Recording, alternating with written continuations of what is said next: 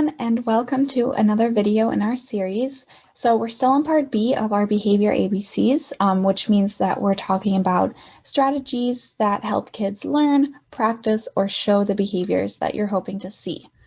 We've already talked about two other strategies, shaping and simulation, in the two previous videos. So if you haven't seen those, check those out as well. And the strategy we're talking about today will be something that you're probably already really familiar with, and we'll just be talking through some ways to use it to make it the most effective that it can be. And the strategy that we're talking about is called modeling. So for better or worse, it seems like kids just have eyes and ears everywhere, sometimes at the most inconvenient times, like when you accidentally swear.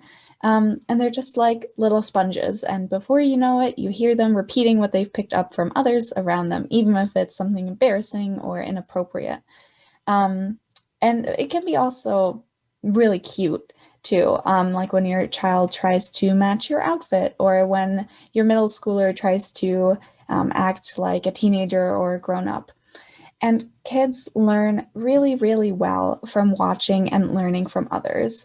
And today we're going to talk about how to use modeling as a strategy to help with difficult behaviors. So, like I said, it's really helpful for kids to learn through watching others or through modeling, especially when it's something new or complex, because that way they have kind of a baseline understanding of what to do before having to practice themselves. And then research has also shown that learning by watching preps our brains to do the task later ourselves. So it's definitely worth using modeling.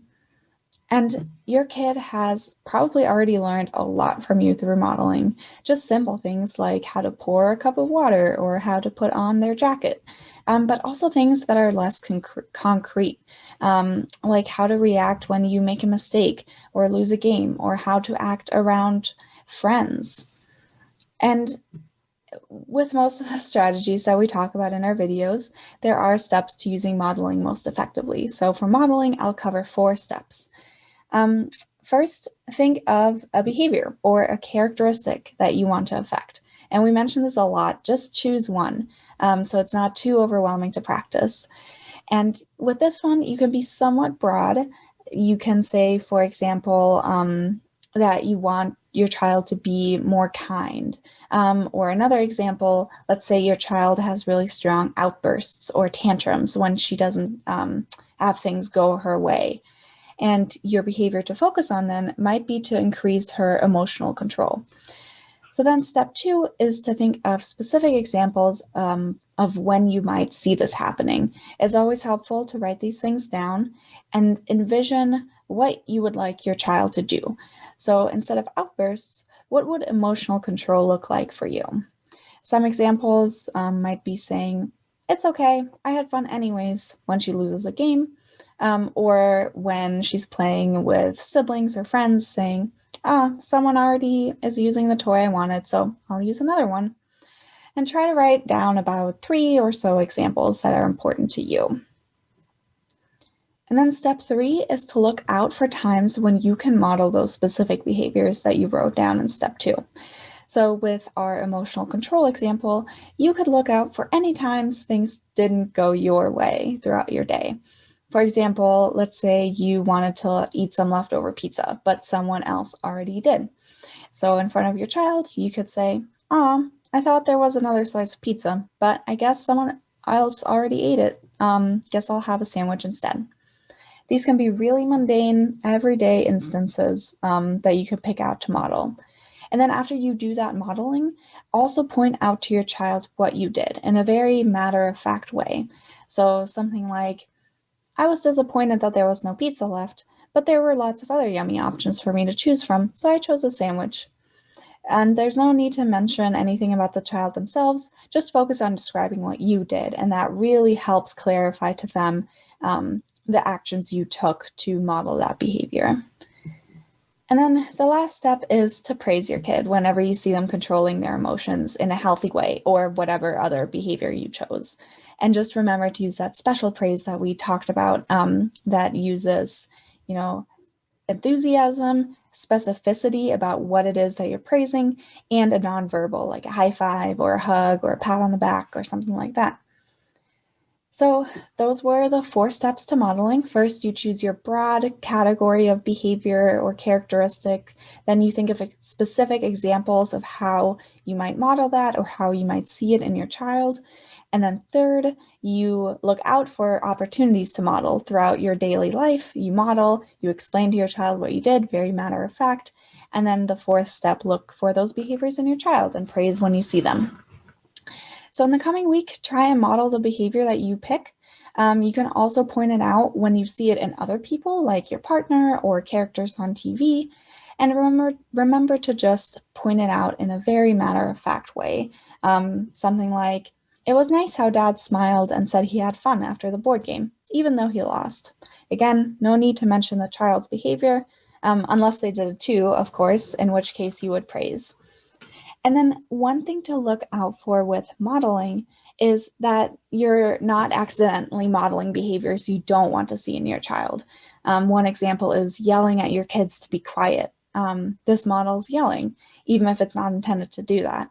And this is really normal, but just something good to look out for if there's certain behaviors in your child that you're concerned about or looking to change. And then, of course, not all behaviors that your child does come from something that you do, but it's just always helpful to be aware of our own behaviors in case there's something we could change. And modeling, another kind of useful use of modeling is to help it with having your kids open up to you more. If you model talking about little stressors, like things that were hard at work that day, and how you dealt with them, that might make your kid feel more comfortable bringing problems to you and also maybe solving them more effectively on their own. So when talking through stressful situations like that, it's really helpful to model being non-judgmental, and to highlight both the negative and the positive feelings that came with the situation. Showing your children how you coped with negative feelings rather than just ignoring them will really help them develop their own coping skills as well. So to wrap things up, let me just address some common questions about modeling. You might be wondering whether modeling is enough to truly change behavior, and modeling is a great strategy, especially if you use it in the way that I described it here. But of course, nothing is guaranteed, everything has its limits, but what modeling really does is increase the likelihood that your child will pick up on what you're modeling. Coupling modeling with practice is also a great way to help behaviors develop. And then, of course, don't forget about praise as well. And then another question you might have is how to know if modeling is working. And that is a tricky question with modeling because it kind of depends. Often modeling behaviors like emotion control or kindness that are more abstract will not immediately be clearly visible in your child, and often they really develop over a lifetime. They might show up when your child is an adolescent or early adult, but modeling along the way during early childhood, during however old your child is now, can really help set up those foundations for your child. And also just know that modeling positive behaviors definitely won't hurt. And even if you don't see them immediately, it's worth it to keep just trying and doing them and incorporating them. So you also might be wondering how to know which behaviors of yours your child might be picking up on, or which one they're more likely to pick up on and later do themselves. And the simple answer to that is that whatever you model most is also most likely to be picked up. Other people obviously are important as well. You're a key person in your child's life, but they do have other people in their lives as well, like teachers or family members, or even characters on TV. So those could all influence what your child picks up on as well. And obviously you can't control everyone's actions, so just focus on your own. But also what you can do is then point out when others behave in a way that you think is a good model for your child. And that was all we had on modeling. So let us know what you're trying to model for your child, and check out some of our other videos for more strategies too if you haven't already.